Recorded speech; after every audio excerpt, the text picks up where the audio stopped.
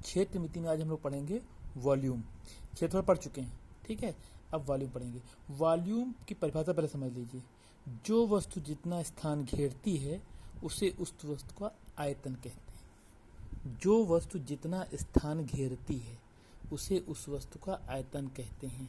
For example, जैसे आप जिस कमरे में बैठे हुए हैं उस कमरे में जितनी हवा भरी है, जितनी हवा आ सकती है वो उसका वॉल्यूम कहलाएगी। एक गिलास है, गिलास में जितना पानी आ सकता है वो उसका वॉल्यूम कहलाएगा। ओके। जो वस्तु जितना स्थान घेरती है उसे उस वस्तु का आयतन कहलाएगा। जैसे ये कमरा है, मतलब डब्बा है, इस डब्बे में जितना सामान आ सकता है वो उसका वॉल्यूम कहलाएगा। अब वॉल्यूम निकालते क्या क्या है, ये मान लीजिए इसकी क्या है, लंबाई है, और ये इसकी क्या है, चौड़ाई है, लेंथ विड्थ, और ये क्या है इसकी हाइट, एच। ठीक, बाहर भी लिख सकते हैं। कहना लंबाई ये, लंबाई ये, लंबाई ये, लंबाई ये, चौड़ाई चौड़ाई हो गई, ये ऊंचाई ऊंचाई हो गई, लेंथ विड्थ और हाइट। तो इसका फॉर्मूला क्या था वॉल्यूम का, अभी तक आपने पढ़ा था, V is equal to L into B into H. ये इसके वॉल्यूम का फॉर्मूला है। इसकी यूनिट भी कैसे निकलती है, लंबाई भी मीटर में नापी जाती है, चौड़ाई भी मीटर में नापी जाती है, और ऊंचाई भी मीटर में नापी जाती है। तो तीनों क्या हो गया, मीटर क्यूब। ये हिंदी में लिखते हैं घन मीटर। कुछ क्वेश्चंस में ऐसे भी लिखा रहेगा कि ये चीज इतने घन मीटर की। ओके। घन मीटर को जो भी नहीं इसमें लिखा है, सब में तीन चीजें मल्टीप्लाई होंगी। जैसे क्षेत्रफल बताया था, दो चीजें मल्टीप्लाई होंगी तो स्क्वायर बनता था, इसलिए आयतन में क्या होगा, तीन चीज तो मल्टीप्लाई होनी है। तीन दूरियां, हर में तीन दूरियां होंगी, मैं दिखाऊंगा अलग अलग। वैसे इसका बेसिक फॉर्मूला क्या है, अब आयतन का बेसिक फॉर्मूला बताते क्या है। इससे मतलब नहीं है, आयतन किसी भी आकृति का हो सकता है। आयतन प्रिज्माकार हो सकता है, प्रिज्म के आकार का हो सकता है, पिरामिड के आकार का हो सकता है, बेलन के आकार, किसी भी आकार का हो सकता है। आयतन जैसे उसमें बताया था, क्षेत्रफल में बेसिक फॉर्मूला क्या था, आधार गुणे लंब ऊंचाई। आधार गुणे लंब ऊंचाई, ये किसका फॉर्मूला था, बेसिक फॉर्मूला था किसका, किसी भी चीज के क्षेत्रफल का। उसी तरह किसी भी चीज के आयतन का फॉर्मूला होगा आधार का क्षेत्रफल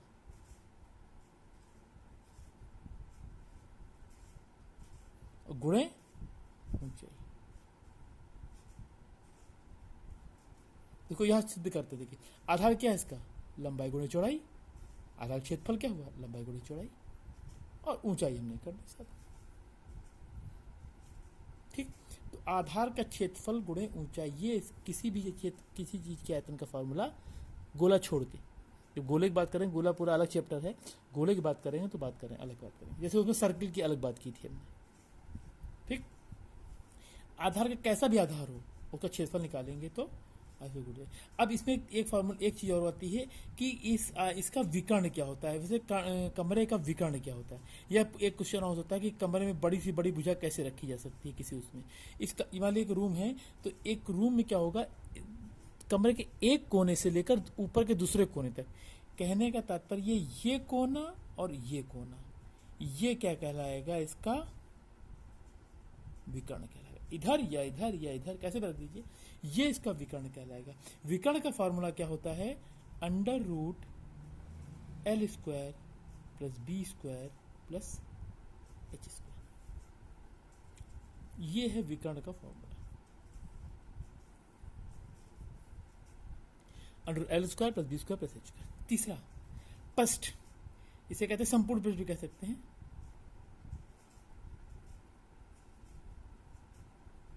पृष्ठ का मतलब होता है, इसमें कितने पृष्ठ हैं, इसमें देखिए 6 पृष्ठ हैं।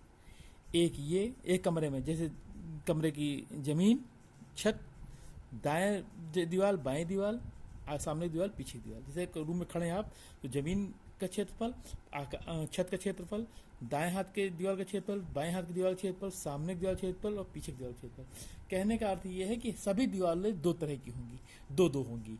दो दो का मतलब होता है लंबाई की दो दीवारें होंगी, दो दीवारें, देखिए ये दीवार, ये दीवार, ये ऊपर और नीचे। अगर इस तरह लिखेंगे तो ऐसे देखिए, एक मान लीजिए एक दीवार है तो इसकी ये दूसरी दीवार होगी। ये नीचे वाली एक मान, इसको ऐसे मान सकते हैं, कैसे मानेंगे, मान लो एल की लंबाई की मान लेते हैं, ये लंबाई की दीवार है तो ये L1 है, ये L2 है। चौड़ाई की दीवार ये इधर वाली, ये B1 मान लीजिए तो ये B2 हो गई। नीचे मान लीजिए ये H1 है, मान लो जमीन वाली H1 है तो ये H2 हो गई छत वाली।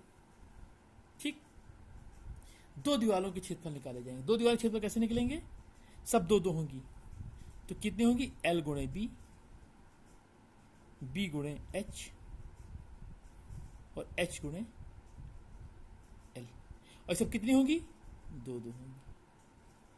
सबको जोड़ देंगे, 2 कॉमन हो गया, क्या आ गया, 2LB plus BH plus HL। ये संपूर्ण पृष्ठ का फॉर्मूला होता है।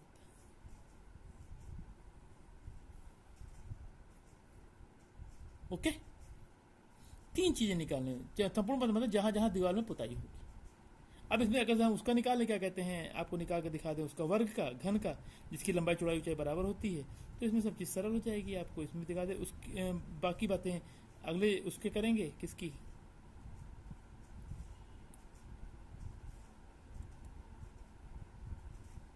इसमें ए होगी लंबाई चौड़ाई, मतलब इसमें अगर देखें तो ये L बराबर भी A है, B बराबर भी A है, C बराबर H बराबर भी A।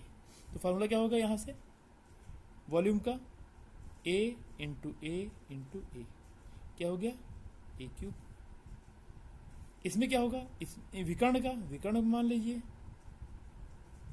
रख दिया, A square plus A square plus A square, क्या आया, √3A²। ए कॉमन हो, ए का वर्गमूल ले लेंगे आप, क्या होगा, A√3। ये विकर्ण का फॉर्मूला हो गया, किसके, घन के। ये घन है, ये घनाभ है। ठीक, अगर से LBH में रख देंगे तो इसमें देखिए संपूर्ण पृष्ठ क्या होगा, पृष्ठ इसका क्या होंगे, पृष्ठ क्या होंगे, क्या लिखा, 2। LB भी A² होगा, BH भी A² होगा, HL भी A² होगा, क्या हो गया, 2 into 3A² equal to 6A। Okay, ये था इसका। अगले आकृतियों के बारे में बात करेंगे। अगली जो आकृतियां हैं जैसे प्रिज्म है, बेलन है, उसके बारे में अभी हम अगली वीडियो बात करते हैं। एक सवाल भेज दीजिएगा तो हम लगा देंगे।